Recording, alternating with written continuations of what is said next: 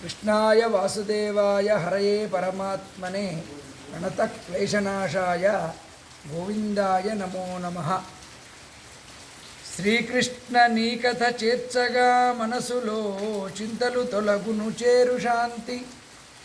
కృష్ణుని యొక్క కథ, భాగవతము ఇలాంటివన్నీ పారాయణం చేయడం వల్ల మానసిక ఆందోళనలు ఉన్నటువంటి వాళ్ళందరికీ కూడా ఆ మైండ్ డైవర్షన్ వల్ల కొంత శాంతి అనేటువంటిది కలుగుతుంది. కృష్ణ కృష్ణాజని కీర్తనల్ పాడగా జగతి ఎంతట కలుగు సంతసంభు.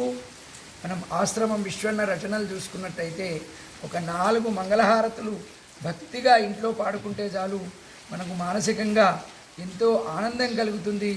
మనము ఏ బాధల నుంచి అయితే, అంటే చాలామంది చాలా బాధల్లో ఉన్నారు, ఆ బాధల నుంచి విముక్తులవుతూ ఉంటారు.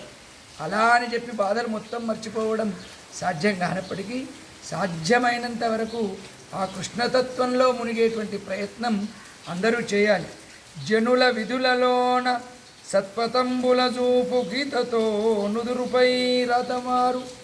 నుదుటి రాత ఏ విధంగా ఉంటే అలా జరుగుతుంది అని చెప్పి మనము అన్నిటికీ అడ్జస్ట్ అవుతూ ఉంటాం. అయినప్పటికీ స్వామి భగవద్గీతలో 4 విషయాలు చెప్పారు.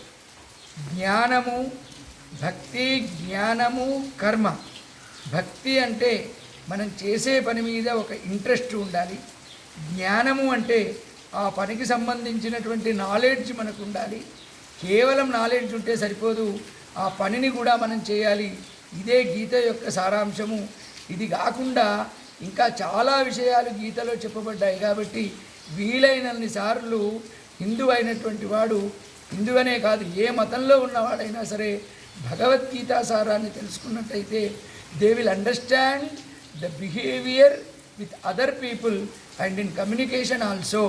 అనుద్వేగకరం వాక్యం సత్యం ప్రియహితం చేతి. ఒక్క వాక్యం కాదు, ఉద్వేగం లేకుండా సత్యమైనటువంటిది, ప్రియమైనటువంటి మాటలను మాట్లాడమని చెప్పాను. ఇది ఒకటే వాక్యం చెప్పాను, ఇంకా చాలా ఉన్నాయి.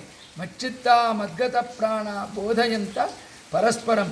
నా యొక్క కథలు ఎవరైతే చదువుతారో, నా యొక్క పాటలు ఎవరైతే పాడుతారో, నన్నెవరైతే స్మరిస్తారో వాళ్ళ యందు నేనుండి వాళ్లకు సంబంధించినటువంటి పనులన్నీ నేనే చేస్తాను అని సాక్షాత్తు కృష్ణ పరమాత్మ ఉపదేశించడం జరిగింది. కాబట్టి నీవు పనిచేయడం ప్రారంభిస్తే నీ నుదుటి రాత కూడా మారుతుంది. నల్లనయ్యా నీదు పిల్ల చేష్టలు నేటి పిల్లల యాటలో వేడ్కసేయు కొంటె కృష్ణుడనుచు ఇంటిలో మాట్లాడి స్మరింతురందర సతము నిన్ను. చిన్న పిల్లల్లో మనము కృష్ణుడిని చూస్తాం. వాడేదైనా కొంట పని చేస్తే కొంటె కన్నయ్య అని చెప్పి ముద్దుగా వాడిని అంటాం. అలా అనుకోకుండానే మన మతంలో ఈ యొక్క ఒక అద్భుతమైనటువంటి భావన, ఆ కృష్ణుని యొక్క స్మరణ చేసేటువంటి అవకాశం మనకు వస్తుంది. మరి అలాంటి కృష్ణుని మనం ఏమంటున్నాం? దొంగ, వెన్న దొంగ ఎనుచు మేము పిలచితిమని. మరి అలాంటి కృష్ణుని మనం అప్పుడప్పుడు వెన్న దొంగ అని పాటలు పాడుతూ ఉంటాం. అలా పాడినందుకు నువ్వేం అలుగకు, అలుగబోకుము కన్నయ్య అందగాడ. నిన్ను అలా పిలిచామని చెప్పి నీవు కోపానికి రాకు. గోపికానంద గోవింద గోపబాల వందనంబుతో ఆశీస్సులందజేయు. కేవలం నమస్కారం చేస్తే చాలు నీవు ఆశీర్వచనం ఇస్తావని చెప్పి 9 విధ భక్తి మార్గాల్లో చెప్పి ఉన్నారు. శ్రవణం, కీర్తనం, విష్ణోస్మరణం, పాదసేవనం, అర్చనం, వందనం, దాస్యం, స్నేహం, ఆత్మనివేదనం.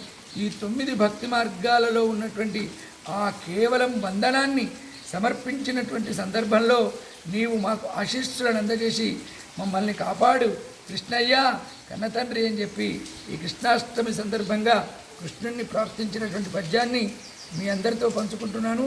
మల్లార్జున చంద్రశేఖర్ శర్మ.